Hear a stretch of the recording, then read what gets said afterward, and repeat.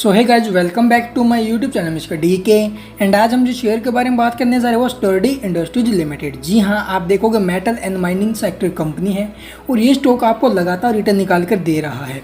आप देखोगे आप ही का एक ही सवाल होगा आप सभी का कि हमें जो है स्टॉक के अंदर एंट्री लेनी चाहिए या फिर नहीं लेनी चाहिए। जिन्होंने नीचे से एंट्री ली है उन्हें क्या करना चाहिए। और आप देखोगे भाई ये जो स्टॉक है ना बहुत ज़्यादा हाई पहुंच चुका है और उससे पहले आप देखोगे स्टॉक के अंदर अच्छी वॉल्यूम लगने लग रही है। आप देखोगे जो हमें 19 अगस्त को इसके अंदर वॉल्यूम लगते देखने को मिली थी 1,13,00,000 की ज़बरदस्त जो है ना वॉल्यूम लगी है और ज़बरदस्त माल जो है ना उठाया जा रहा है। और एक साल में जो इसने रिटर्न निकाल कर दिया वो आप देखोगे 315% का। और स्टॉक अपने 52 वीक हाई पर हमें जाते हुए नज़र आया है। जी हाँ, अपने 52 वीक हाई पर स्टॉक है और लगातार भागे जा रहे हैं। और ऐसे में आप पब्लिक के बहुत सारे सवाल हैं कि करंट प्राइस पर एंट्री लें या फिर ना लें या फिर ना लें। आप देखोगे ऑलरेडी आप देखोगे कितना स्पीड के साथ जो स्टॉक है वो भागा है। आप देखोगे 17 जून को इसका शेयर प्राइस था 38 पैसे और 38 पैसे से आज आप देखोगे स्टॉक पहुंच चुका है ₹2.20 पर। तो स्टॉक ने बहुत अच्छा रिटर्न निकाल कर दिया है। आने वाले टाइम में क्या इसके टारगेट रहने वाले हैं, एंट्री लें या फिर ना लें, उससे पहले आप देखोगे इसके रिजल्ट्स, Q1 रिजल्ट इसके कैसे रहे हैं। नेट सेल्स की मैं बात करूँ तो हमें जो है ना नेट सेल्स बढ़ते हुए नज़र आए हैं। उसके बाद आप देखोगे एक्सपेंस प्रीवियस क्वार्टर से कम हुए हैं, ये अच्छी बात है। और वहीं अगर मैं बात करूँ इसके नेट प्रॉफिट की तो आप देखोगे प्रीवियस क्वार्टर में हमें प्रॉफिट देखने को मिला था, जबकि Q1 में आप देखोगे कंपनी को 2,20,00,000 का लॉस होते हुए नज़र आया है। जी हाँ, कंपनी को प्रीवियस क्वार्टर से लॉस हुआ है जैसा कि हमें देखने को मिल रहा है। लेकिन स्टॉक जो ना नॉन स्टॉप भागे जा रहे हैं, ऐसा क्यों इसके अंदर हमें इतनी तेज़ी देखने को मिल रही है और करंट प्राइस पर एंट्री के बारे में कैसी हमारी राय रहेगी। और आप देखोगे एक महीने में भागा है 158% और 3 महीने में आप देखोगे 307% और 6 महीने में आप देखोगे 315 और 1 साल में भी हमें जो है यही रिटर्न देखने को मिल रहा है। शेयर होल्डिंग की मैं बात करूं तो आप देखोगे कितनी होल्डिंग प्रमोटर्स के पास है और कितनी होल्डिंग पब्लिक के पास है। और वहीं आप देखोगे इंडियन बैंक की भी आप देखोगे 10% शेयर होल्डिंग है। जी हाँ, इंडियन बैंक की इसके अंदर ज़बरदस्त होल्डिंग है 10% की जो DI है। तो यहाँ पर आप देखो भाई ज़बरदस्त होल्डिंग हमें जो ना देखने को मिल रही है। इंडियन बैंक की भी कंपनी के अंदर होल्डिंग है 10% की। तो आने वाले टाइम में क्या इसके टारगेट रहने वाले हैं, आखिर क्या हमें जो ना इस चार्ट ने इसका संकेत दिया, तो वो भी मैं आपको दिखाऊंगा और इसके फंडामेंटल कैसे हैं वो भी मैं आपको दिखाऊंगा। चलिए पहले हम जो ना फंडामेंटल डिस्कस कर लेते हैं और बिजनेस मॉडल कैसा है वो भी मैं आपको जो ना क्लियर बताता हूँ। आप देखो अगर मैं बात करूँ इसके बिजनेस की तो आप देखो भाई जो sturdy industry limited incorporated in 1989, जी हाँ इनकॉर्पोरेट हुई थी 1989 में, is involve in the business of manufacturing irrigation system हो गया, ठीक है। और आप देखोगे पावर जनरेशन प्रोडक्ट्स हो गए। उसके बाद आप देखो IT इंफ्रास्ट्रक्चर प्रोडक्ट, तो ये सारे जो प्रोडक्ट है ना कंपनी मैन्युफैक्चर करती है। और आप देखोगे the company caters to all over the country, तो कंपनी जो है ना अपनी पूरी कंट्री के अंदर सेवाएं प्रदान कर रही है। तो यहाँ से आप देखो बिजनेस तो मेरे को अच्छा लगा भाई। अगर बात करें मार्केट कैप की तो आप देखोगे कंपनी का जो मार्केट कैप है 33 करोड़ का। और वहीं अगर मैं बात करूँ स्टॉक पी रेशो की तो आप देखोगे स्टॉक पी रेशो हमें जो ना 5.77 का देखने को मिल रहा है, जो कि बहुत अच्छा माना जाता है।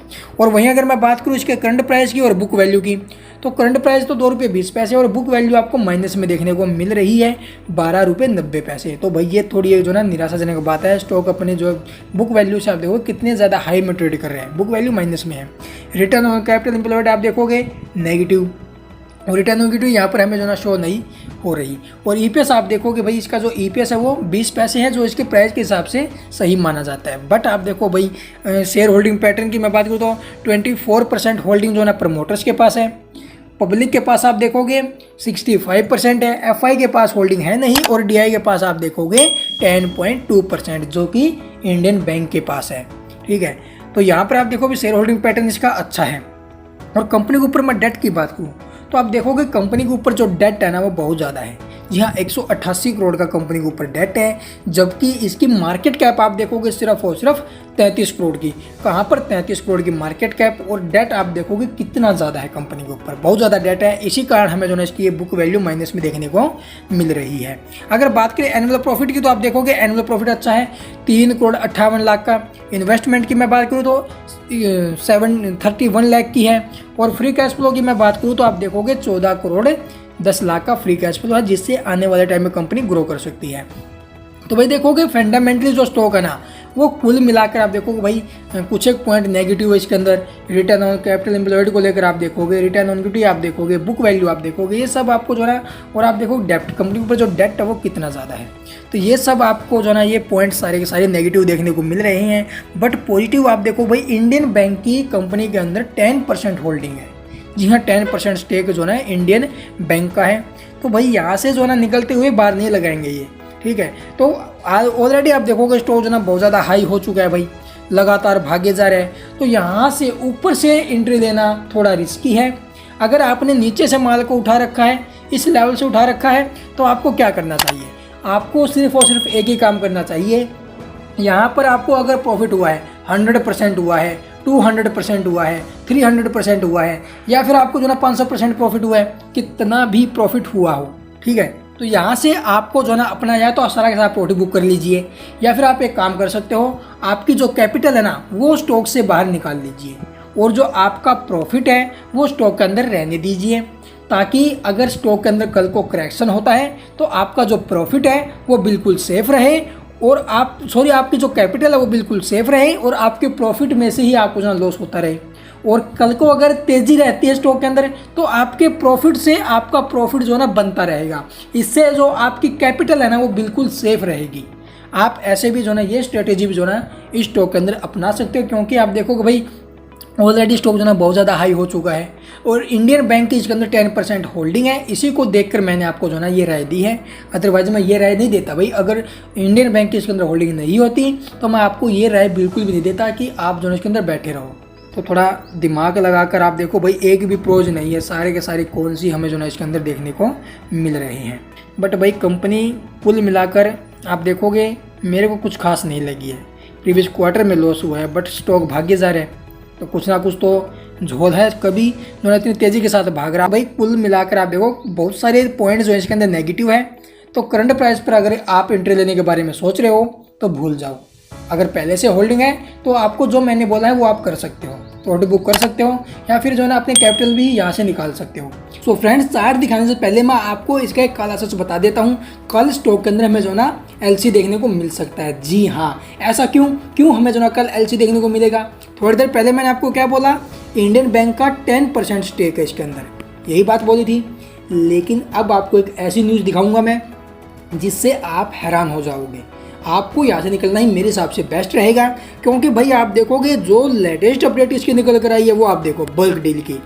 जी हाँ, बल्क डील की एक इसकी लेटेस्ट अपडेट निकल कर आई है, वो आप देखो 19 अगस्त को इंडियन बैंक ने, जी हाँ आप देख सकते हो 19 अगस्त को इंडियन बैंक ने 44,29,29,374 शेयर जो ना सेल किए हैं 2 रुपये 20 पैसे पर। इतनी हैवी क्वांटिटी में हमें जो ना ये बल्क डील देखने को मिली है इंडियन बैंक की तरफ से, और यहाँ से आप देखोगे इंडियन बैंक जो निकलता हुआ नजर आ रहा है। तो यहाँ पर आप देख सकते हो भाई, और उससे पहले आप देखोगे 16 अगस्त को एक बल्क डील हुई थी, और वहाँ पर आप देखोगे 13,97,619 शेयर जो है निकाले गए हैं स्टडी इंडस्ट्री के। तो बहुत बड़ा झोल कंपनी का सामने आया है। तो भाई ये झोल आप देखो, मैंने पहले आपको बोला प्रॉफिट निकाल लीजिए या प्रॉफिट रहने दीजिए, इंडियन बैंक का स्टेक है। तो भाई ये मैंने नहीं देखा, ये मैंने जो ना अभी देखा है।